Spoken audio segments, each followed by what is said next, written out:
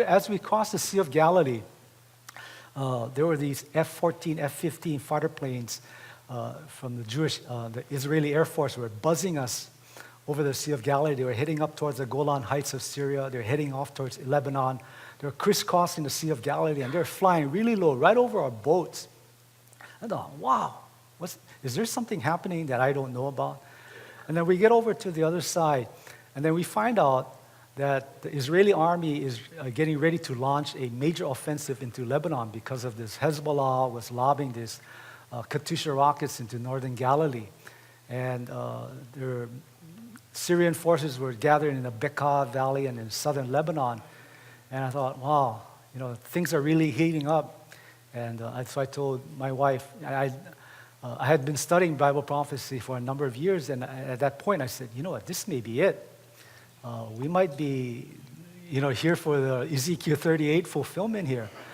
And, but a few months later, after we left, I was watching on KITV News that the Israeli army had gone into southern Lebanon, and they had uncovered all of these tunnels. And I have a book called Wars and Rumors of War. This fellow Christian gave me this book, and he showed photographs of all of the armament that was found in these southern Lebanon tunnels. There were tanks and artillery and missile and rocket launchers were all buried in these tunnels in southern Lebanon. And they were what we call pre-positioning of armament for a major offensive into Israel. And they also found plans of a Russian invasion into Israel. It's called Operation Pincer. This prophecy writer wrote about this. But see, it wasn't God's timing yet. 1982 was not God's timing. And the interesting is that the allies that would come with Russia into this invasion were Iran, And Bible prophecy experts like Chuck Smith and a lot of these experts were telling Israel, why are you giving spare parts to Iran? This was during the early 1980s, during the Iran-Iraq war, where Israel was helping Iran during this war. And prophecy experts could connect the dots. They could see the future. And they said, you got to read your Bible. In Ezekiel 38, it says that Iran or Persia will come against you in the latter days. And you're helping this country.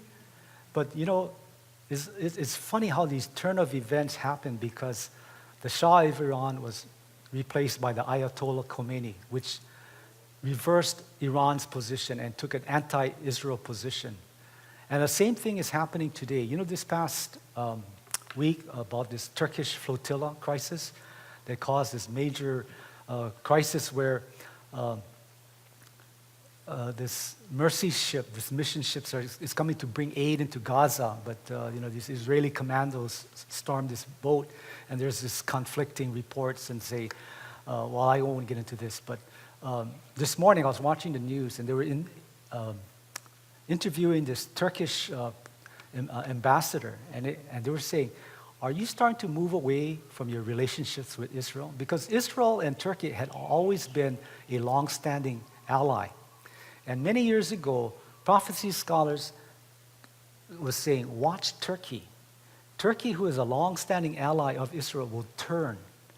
And the time when Turkey turns away from Israel, be careful, because Ezekiel 38 is right around the corner. And that's exactly what's happening today.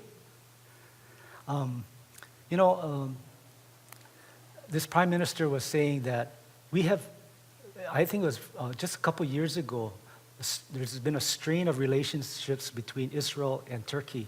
And now Turkey is trying to pull towards Iran and Syria. And it says there's adversary relationships with Turkey and Israel. And, it's amazing how fast and quickly these things are coming together. So you can see that Ezekiel 38 of Russia's invasion into the Middle East is right around the corner. How close are we? And we'll get into that on June 20th, more of that. This is the Lebanon War. Okay, in 1981, AIDS was discovered along with Ebola and the hantavirus, SARS. Now we have monkeypox virus, West Nile virus. All of these pestilences are increasing. Of course, we just had the swine flu epidemic. Now, Greece became the 10th nation of the European Common Market in 1981. 1991, the Desert Storm War. And after that, soon after that, the world said, hey, we got to have peace in the Middle East. And that's why the 1993 Oslo Accord happened. And that's why in 1994, peace with Jordan was made. The Berlin Wall came down. The gospel was being preached to all nations, an increase in false teachings, the genocides of Darfur, Sudan, and Bosnia, the natural disasters soar. In the 1990s, the number of wildfires, flooding, record-breaking flooding now, snowstorms, heat waves, India, 122-degree heat, hailstorms, tornadoes, hurricanes, earthquakes. 1974, that rash of that super outbreak of tornadoes here devastated so. Wait a minute. I'm sorry. In 1990s, they had the first F5 tornado that was recorded. I believe it was in Oklahoma.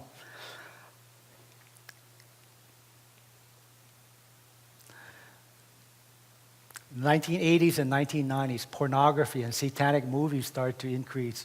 The move to rebuild the third temple in Jerusalem, push for comprehensive Middle East peace by 1999, the New World Order, the homosexual agenda and the gay agenda, pedophiles, mass murders in this time.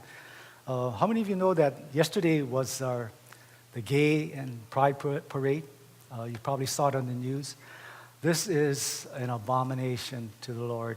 And as Pastor Chuck had said, as well as other pastors, that when a nation or when a society turns to open homosexual agenda, that's the end of the nation. And I'm really concerned about the United States as well as our city. If you have time, I want you to read the book of Romans, Romans chapter 1. And it tells you the severity and the abomination of the homosexual agenda, of homosexuality and lesbianism. And this is happening. We are living in the days of Lot today. In 2000, we had the euro currency, the Camp David. 2004, Hurricanes Charlie, Francis, Ivan, and Jean. In 2004, there was massive hurricanes in the Gulf and the Florida Panhandle. One was a very interesting hurricane. It was Hurricane Jean.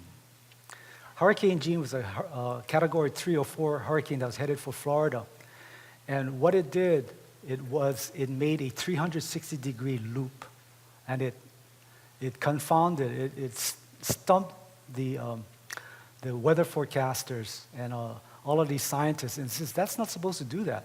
And it first threatened Florida, made a 360-degree loop, and stormed the shore on the eastern side of Florida. Very, very unusual.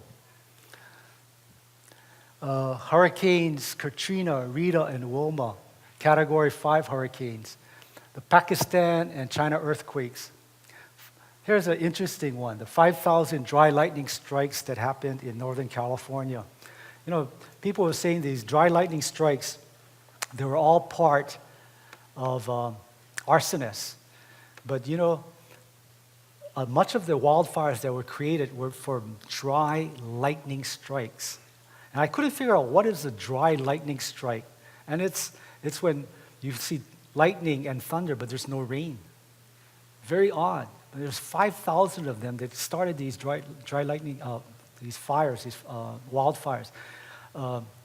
When President Barack Obama visited Hawaii on the day after Christmas, you probably remember this day if I told you what happened the day after, that day and the day after. How many of you remember that day, the day? There's a power outage, right? You remember that power outage? And we were driving up to a post-Christmas party the day after Christmas, and as we were heading up towards Alewa Heights, me and my wife, we saw these lightning bolts come